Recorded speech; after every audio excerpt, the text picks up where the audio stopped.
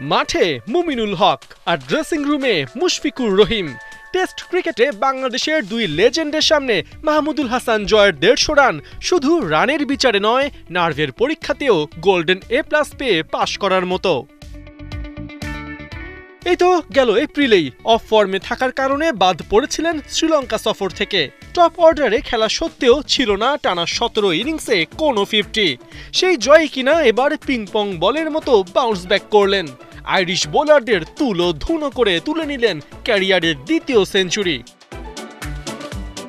অবশ্য দিনটাকে শুরুতেই বাংলাদেশের করে দেন তাইজুল আর হাসান মাহমুদ। 270 রান নিয়ে খেলতে নামা আয়ারল্যান্ডের শেষ 2 উইকেট তুলে নেন 16 রানের মধ্যে। প্রথম ইনিংসে আইরিশদের টোটাল দাঁড়ায় 286। ব্যাট করতে নেমে সিলেটের চা বাগানে রংধনু আঁকতে থাকেন মাহমুদুল হাসান জয় আর সাদমান ইসলাম। দুজনে মিলে গড়েন 168 রানের জুটি, যা ওপেনিংয়ে বাংলাদেশের চতুর্থ সর্বোচ্চ। এর আগে 2022 সালে তামিম ইকবালকে নিয়ে শ্রীলঙ্কার বিপক্ষে 162 রানের ওপেনিং জুটি গড়েছিলেন জয়। এবার সাদমানকে সাথে নিয়েই ওটাকে ছাড়িয়ে গেলেন। অবশ্য মাহমুদুল হাসান জয়ের দিনে সাদমানও হতে পারতেন আরেক হিরো, কিন্তু বিধিবাম নার্ভাস 80-এ পা ফসকান এই টাইগার ওপেনার। 80 রানে হামফ্রেজের বলে ফেরেন উইকেটের পেছনে ক্যাচ তুলে।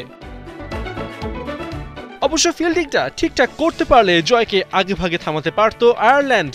ব্যক্তিগত 85 রানে ম্যাথিউ হামফ্রেজের বলে স্লিপে লাইফ পান টাইগার ওপেনার। এরপর 156 রানে স্লিপেই কার্টিস ক্যাম্পারের বলে জয়ের ক্যাচ ছাড়েন পল স্টার্লিং। জয় সাদমানের ব্যাটিং দাপটে কম যাননি মুমিনুলও। জয় যেখানে ডাবল সেঞ্চুরির অপেক্ষায়, সেখানে নিজের 14তম টেস্ট শতকের দ্বারপ্রান্তে মুমিনুল। তৃতীয় দিন তার দরকার কেবলই 20 রান। সব মিলিয়ে বলা যায় 1 উইকেটে 338 রান নিয়ে দ্বিতীয় দিন শেষ করা বাংলাদেশ সিলেট টেস্টে নির্দ্বিধায় চালকের আসনে। দেখার অপেক্ষা 52 রানের লিড কত দূর পর্যন্ত নিতে পারে টাইগাররা।